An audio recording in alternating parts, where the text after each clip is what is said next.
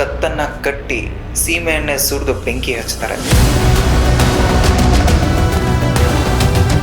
ಭಾರತ ಇವರ ಒಂದು ಹತ್ಯೆಗೆ ಇಂಡೈರೆಕ್ಟ್ ಆಗಿ ಏನಾದರೂ ಸಪೋರ್ಟ್ ಮಾಡಿದಾಗ ಆಯ್ತಾ?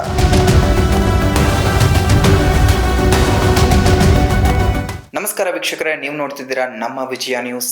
ನಾನು ನಿತಿನ್ ಮಂಜುನಾಥ್. ಇವತ್ತಿನ ಸಂಚಿಕೆಯಲ್ಲಿ ದೀಪು ಚಂದ್ರದಾಸ್ ಅವರ ಹತ್ಯೆಯ ಬಗ್ಗೆ.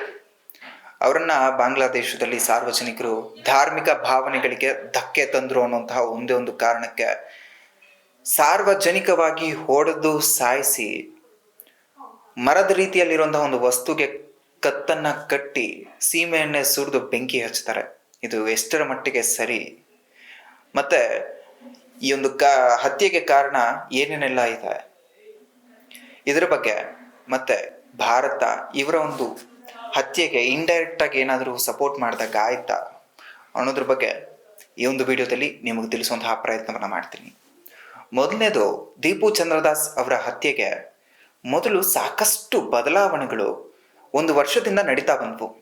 ಅದು ಬಾಂಗ್ಲಾದೇಶದಲ್ಲಿ 2024 ಆಗಸ್ಟ್ ತಿಂಗಳಲ್ಲಿ ವಿದ್ಯಾರ್ಥಿಗಳು ಮೀಸಲಾತಿ, ಸರ್ಕಾರಿ ಹುದ್ದೆಗಳಿಗೆ ಸಂಬಂಧಿಸಿದಂತೆ ಮೀಸಲಾತಿ ವಿಚಾರವಾಗಿ ಹೋರಾಟ ಪ್ರಾರಂಭಿಸ್ತಾರೆ.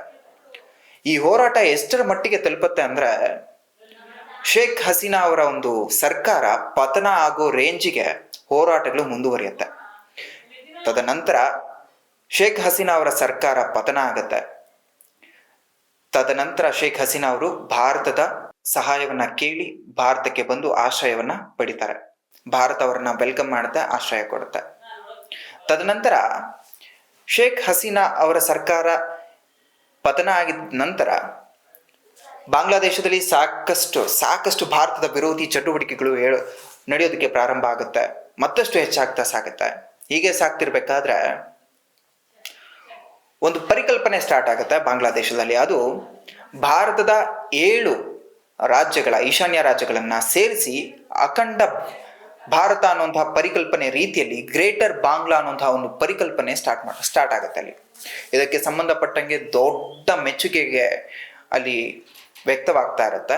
ಭಾರತದ 7 ಸಿಸ್ಟರ್ಸ್ ಸ್ಟೇಟ್ಸ್ ಏನಿದೆ ಇದನ್ನೆಲ್ಲ ಕೂಡಿಸಿ ಗ್ರೇಟರ್ ಬಾಂಗ್ಲಾ ಅನ್ನುವಂತಹ ಒಂದು ಪರಿಕಲ್ಪನೆ ಸ್ಟಾರ್ಟ್ ಆಗಿದ್ದಕ್ಕೂ ಅಂಡ್ ಅದೇ ಸಮಯದಲ್ಲಿ ಮುಂದುವರಿತಾ ಶರೀಫ್ ಉಸ್ಮಾನ್ ಹಾದಿ ಅನ್ನುವಂತಹ ಈತನ ಕೊಲೆ ನಡೆದಿದ್ದಕ್ಕೂ ಲಿಂಕ್ ಆಗಿ ಇದನ್ನ ಭಾರತ ಮಾಡಿಸಿರಬಹುದು, ಅಥವಾ ಭಾರತೀಯರು ಮಾಡಿಸಿರಬಹುದು, ಅಥವಾ ಇದನ್ನ ಮಾಡಿದವರು ಭಾರತಕ್ಕೆ ಹೋಗಿರಬಹುದು ಅನ್ನುವಂತಹ ಸಾಕಷ್ಟು ಸುದ್ದಿ ಪ್ರಸಾರ ಆಗೋದಕ್ಕೆ ಪ್ರಾರಂಭ ಆಗುತ್ತೆ. ಇದನ್ನ ನಂಬೋದಕ್ಕೆ ಕಾರಣ ಏನು ಅಂತ ಅಂದ್ರೆ, ಅಲ್ಲಿನ ಜನಗಳು ಈ ಶರೀಫ್ ಉಸ್ಮಾನ್ ಹಾದಿ ಏನಿದ್ದಾನೆ ಇವನು ಭಾರತದ ವಿರುದ್ಧ ದೊಡ್ಡ ವಿರೋಧಿ ನಿಲುವುಗಳನ್ನ ಹೊಂದಿರ್ತಾನೆ. ಇದೇ ಕಾರಣಕ್ಕೆ ಅಲ್ಲಿನ ಜನಗಳು ಕೂಡ ಇದನ್ನ ಭಾರತೀಯರೇ ಮಾಡಿಸಿರ್ಬೋದು ಅಥವಾ ಭಾರತವೇ ಮಾಡಿಸಿರ್ಬೋದು ಅಂತ ನಂಬಿಡ್ತಾರೆ. ಈ ಶರೀಫ್ ಉಸ್ಮಾನ್ ಹಾದಿ ಅನ್ನುವಂತಹ ಹತ್ಯೆ ಹೇಗಾಗತ್ತೆ ಅಂದ್ರೆ, ಒಂದಿಬ್ರು ಮುಸುಕುದಾರಿಗಳು ಬಂದು ಗನ್ನಲ್ಲಿ ಶೂಟ್ ಮಾಡಿ ಸಾಯಿಸ್ತಾರೆ. ಈ ಉಸ್ಮಾನ್ ಹಾದಿ ಅನ್ನೋನು ಆಟೋದಲ್ಲಿ ಎಲ್ಲೋ ಹೋಗ್ತಿರ್ತಾನೆ. ಈ ಸಮಯದಲ್ಲಿ ನಡೆದಂತಹ ಒಂದು ಹತ್ಯೆ ಇದು. ಈ ಒಂದು ಹತ್ಯೆಯ ನಂತರ ಅಲ್ಲಿನ ಪ್ರತಿಭಟನೆ, ಅಲ್ಲಿನ ವಾತಾವರಣ ಎಷ್ಟು ಹದಗೆಡುತ್ತೆ ಅಂದ್ರೆ, ಹವಾಮಿ ಲೀಗ್ ಅನ್ನುವಂತಹ ಪಕ್ಷದ ಕಚೇರಿ ಏನಿದೆ, ಈ ಪಕ್ಷದ ಕಚೇರಿಯನ್ನ ಹೊಡೆದು ಬೆಂಕಿ ಹಚ್ತಾರೆ. ಭಾರತದ ಪರ ನಿಲುವನ್ನ ಹೊಂದಿದಂತಹ ಸಾಕಷ್ಟು 2 ಪತ್ರಿಕೆಗಳನ್ನ, ಮುಖ್ಯವಾಗಿ 2 ಪತ್ರಿಕೆಗಳನ್ನ ವಿರೋಧಿಸೋದಷ್ಟೇ ಅಲ್ಲದೆ ಪತ್ರಿಕಾ ಕಚೇರಿಗಳಿಗೆ ತೆರಳಿ ಹೊಡೆದು ಪತ್ರಕರ್ತರು ಇರುವಾಗಲೇ ಬೆಂಕಿ ಹಚ್ತಾರೆ. ಇಷ್ಟರ ಮಟ್ಟಿಗೆ ಅಲ್ಲಿ ವಾತಾವರಣ ಹದಗೆಟ್ಟಿರುತ್ತೆ. ಇದೇ ಸಮಯದಲ್ಲಿ ಗಾರ್ಮೆಂಟ್ಸ್ ಅಲ್ಲಿ ಕೆಲಸ ಮಾಡ್ತಿದ್ದಂತಹ ಒಬ್ಬ ವ್ಯಕ್ತಿ ದೀಪು ಚಂದ್ರದಾಸ್, ಇವರು ಕೆಲಸ ಮಾಡ್ತಿದ್ದಂತಹ ಸ್ಥಳದಲ್ಲಿ ಒಬ್ಬ ಮುಸ್ಲಿಂ ವ್ಯಕ್ತಿಗೂ ಇವರಿಗೂ ವೈಯಕ್ತಿಕವಾಗಿ ಕಲಹಗಳಿದ್ವು. ಈ ಸಮಯವನ್ನು ಉಪಯೋಗಿಸ್ಕೊಂಡಂತಹ ಮುಸ್ಲಿಂ ವ್ಯಕ್ತಿ ಇಲ್ಲದ ಸಲ್ಲದ ಆರೋಪಗಳನ್ನ ಚಂದ್ರದಾಸ್ ಅವರ ಮೇಲೆ ಮಾಡ್ತಾನೆ.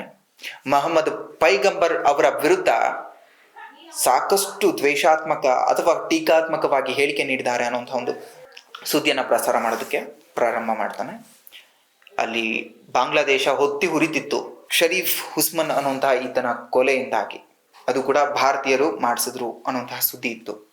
ಇದರಿಂದ ರೊಚ್ಚಿಗೆದ್ದಂತಹ ಜನ ಈ ಸುದ್ದಿನ ಕೇಳಿ ಆತನನ್ನ ಪಬ್ಲಿಕ್ಕಲ್ಲಿ ಹೊಡೆದು ಸಾಯಿಸಿ, ಬಟ್ಟೆ ಬಿಚ್ಚಿಸಿ, ಒಂದು ಮರದ ರೀತಿಯಲ್ಲಿರುವಂತಹ ಒಂದು ವಸ್ತುಗೆ ಕಟ್ಟಾಕಿ, ಅದು ಕೂಡ ಕತ್ತಿಗೆ ಬೆಂಕಿ ಹಚ್ತಾರೆ. ಆತನಿಗೆ ಒಬ್ಬ ಹೆಂಡತಿ, ಒಂದು ಮಗು ಕೂಡ ಇರುತ್ತೆ. ಆತ ಒಬ್ಬ ಹಿಂದೂ. ಆತ ಎಷ್ಟೇ ಬೇಡ್ಕೊಂಡ್ರು ನಾನು ಇದನ್ನ ಮಾಡಿಲ್ಲ, ಇದೆಲ್ಲ ಸುಳ್ಳು ಆರೋಪ ಅಂತ ಕೇಳ್ಕೊತಾನೆ. ಬಿಡ್ಲಿಲ್ಲ. ಪೊಲೀಸ್ ಅವರೇ ಕರ್ಕೊಬಂದು ಪ್ರತಿಭಟನಾಕಾರರಿಗೆ ಒಪ್ಪಿಸ್ತಾರೆ. ಇಷ್ಟರ ಮಟ್ಟಿಗೆ ಅಧ್ವಾನ ಆಗಿದೆ ಬಾಂಗ್ಲಾದೇಶದ ಪರಿಸ್ಥಿತಿ. ಇದಾದ ನಂತರ ದೀಪು ಚಂದ್ರದಾಸ್ ಅವರ ಹತ್ಯೆಗೆ ಮುಖ್ಯ ಕಾರಣ ಈ ಶರೀಫ್ ಹುಸ್ಮನ್ ಹಾದಿ ಅನ್ನುವಂತಹ ವ್ಯಕ್ತಿಯ ಹತ್ಯೆ. ಇದು ಡಿಸೆಂಬರ್ 12ರಂದಾಗಿರುತ್ತೆ. ಇವನ ಹತ್ಯೆ ಭಾರತ ಮಾಡಿಸಿರುತ್ತೆ ಅಂತ ಹೇಗೆ ನ್ಯೂಸ್ ಸ್ಪ್ರೆಡ್ ಆಗುತ್ತೋ ಅದೇ ರೀತಿಯಾಗಿ ನಮಗೂ ಕೂಡ ಬೇರೆ ಬೇರೆ ಪಾಯಿಂಟ್ ಆಫ್ ವ್ಯೂ ನೋಡಿದಾಗ ಈ ರೀತಿ ಆಗಿರಬಹುದು ಅಂತ ಅನ್ಸುತ್ತೆ. ಏನೇನೆಲ್ಲ ಆಗಿರಬಹುದು? ಮೊದಲನೇದು, ಅವನನ್ನ ಸಾಯಿಸಿದ್ರೆ ಉಪಯೋಗ ಇರೋದು ಭಾರತಕ್ಕೆ, ಅವನನ್ನ ಸಾಯಿಸಿದ್ರೆ ಭಾರತದ ಮೇಲೆ ಹೋಗುತ್ತೆ ಈ ಒಂದು ಆರೋಪ ಅಂತ ಯಾರಿಗೆ ಇಂಟೆನ್ಷನ್ ಇರುತ್ತೋ ಅವ್ರು ಮಾಡಿಸಿರ್ತಾರೆ. ಉದಾಹರಣೆಗೆ ಚೀನಾ ಅಥವಾ ಅಮೆರಿಕ ಮಾಡಿಸಿರಬಹುದು. ಅಲ್ಲಿ BNP ಪಕ್ಷ ಇದೆ, ಅವರ ನಿಲುವುಗಳ ವಿರೋಧವಾಗಿ ಶರೀಫ್ ಹುಸ್ಮನ್ ಹಾದಿ ಕೆಲಸ ಮಾಡ್ತಿರ್ತಾನೆ, ಅವರು ಕೂಡ ಮಾಡಿಸಿರಬಹುದು. ಅಥವಾ ವೈಯಕ್ತಿಕವಾಗಿ ಇರುವಂತಹ ದ್ವೇಷದಿಂದನೇ ಮಾಡಿಸಿರಬಹುದು. ಭಾರತದ ಮೇಲೆ ಇವರು ಇಲ್ಲ ಸಲ್ಲದ ಆರೋಪ ಮಾಡಿ ಆ ಒಬ್ಬ ಅಮಾಯಕ ಹಿಂದೂ ವ್ಯಕ್ತಿಯನ್ನ ಆ ರೀತಿ ವಿಕೃತವಾಗಿ ಸಾಯಿಸ್ತಾರೆ. ಅಷ್ಟೇ ಯಾಕೆ, ಅಲ್ಲಿನ ಆಡಳಿತಾಧಿಕಾರಿ ಇದಾನಲ್ವಾ ಮೊಹಮ್ಮದ್ ಯೂನಸ್, ಈತನೇ ಮಾಡಿಸಿರ್ಬೋದು. ಯಾಕೆ ಅಂದ್ರೆ ಫೆಬ್ರವರಿ 2026 ಅಲ್ಲಿ ಅಲ್ಲಿ ಎಲೆಕ್ಷನ್ ಆಗ್ತಾ ಇದೆ. ಎಲೆಕ್ಷನ್ ಆದ್ರೆ ಅವ್ನು ಕೆಳಗಡೆ ಇಳಿತಾನೆ, ಅವನು ಹಂಗಾಮಿ ಆಡಳಿತಾಧಿಕಾರಿಯಾಗಿ ಕಾರ್ಯನಿರ್ವಹಿಸ್ತಾ ಇದ್ದಾನೆ. ಶೇಖ್ ಹಸೀನಾ ಅವರ ಅಧಿಕಾರದಿಂದ ಕೆಳಗಡೆ ಇಳಿದಿದ್ದಾದ್ಮೇಲೆ ಇವರು ಹಂಗಾಮಿ ಅಧಿಕಾರಿಯಾಗಿ ಕಾರ್ಯನಿರ್ವಹಿಸ್ತಾ ಇದ್ದಾರೆ. ಈತ ಮೂಲತಃ ಅರ್ಥಶಾಸ್ತ್ರಜ್ಞ. ಇವನು ಅಮೆರಿಕ ಪ್ರೆಸ್ಸಿಗೆ, ಅಮೆರಿಕ ಮೀಡಿಯಾಗೆ ಒಂದು ಸ್ಟೇಟ್ಮೆಂಟ್ ಕೊಡ್ತಾನೆ. ನಾನೊಬ್ಬ ಹಿಂದೂ, ನನ್ನನ್ನು ರಕ್ಷಣೆ ಮಾಡಿ ಅಂತ ಅವ್ನು ಕೇಳಬಾರ್ದು, ನಾನೊಬ್ಬ ಬಾಂಗ್ಲಾದೇಶದ ಪ್ರಜೆ, ನನ್ನನ್ನು ರಕ್ಷಣೆ ಮಾಡಿ ಅಂತ ಕೇಳಬೇಕು ಅಂತ. ಎಷ್ಟು ಉಡಾಫೆ ಆಗಿ ಮಾತನಾಡ್ತಾನೆ. ಅವನು ಆ ದೇಶದ ಪ್ರಜೆ, ಕಾಪಾಡೋದಕ್ಕೆ ಯೋಗ್ಯತೆ ಇಲ್ಲ. ನಿಮಗೆ ಯೋಗ್ಯತೆ ಇಲ್ವೋ ಅಥವಾ ಇಂಟೆನ್ಷನಲ್ ಆಗಿ ಅವನನ್ನ ಸಾಯಿಸ್ಬೇಕು ಅಂತ ಮಾಡಿದ್ರೋ ಗೊತ್ತಿಲ್ಲ. ಭಾರತ ಇದಕ್ಕೆ ಇಂಡೈರೆಕ್ಟ್ ಆಗಿ ಹೇಗೆ ಕಾರಣ ಆಗುತ್ತೆ ಅನ್ನೋದ್ರ ಬಗ್ಗೆ ನೋಡಿದ್ರೆ, ಶೇಖ್ ಹಸೀನಾ ಅವರು ಭಾರತಕ್ಕೆ ಬಂದಾಗ ಭಾರತ ಅವರು 2 ಕೈಗಳನ್ನ ಬೀಸಿ ಕರೆಯುತ್ತೆ, ಆಹ್ವಾನಿಸುತ್ತೆ, ಆಶ್ರಯ ಕೊಡುತ್ತೆ, ರಕ್ಷಣೆ ಕೊಡುತ್ತೆ. ಬಾಂಗ್ಲಾದೇಶದವರು ಮತ್ತೆ ಅಲ್ಲಿನ ಸಾಕಷ್ಟು ರಾಜಕೀಯ ಪಕ್ಷಗಳು ಅವರನ್ನ ನಮ್ಗೆ ಹಸ್ತಾಂತರಿಸಿ ಅಂತ ಕೇಳ್ತಾರೆ. ಭಾರತ ಅದಕ್ಕೆ ಒಪ್ಪಲ್ಲ. ಇದೇ ಒಂದು ದ್ವೇಷ ಭಾರತದ ಮೇಲೆ ಅವ್ರಿಗಿರುತ್ತೆ. ಇದು ಕೂಡ ಅಲ್ಲಿನ ಬಾಂಗ್ಲಾದೇಶದ ಪ್ರಜೆಗಳಿಗೆ ಗೊತ್ತಿರುತ್ತೆ.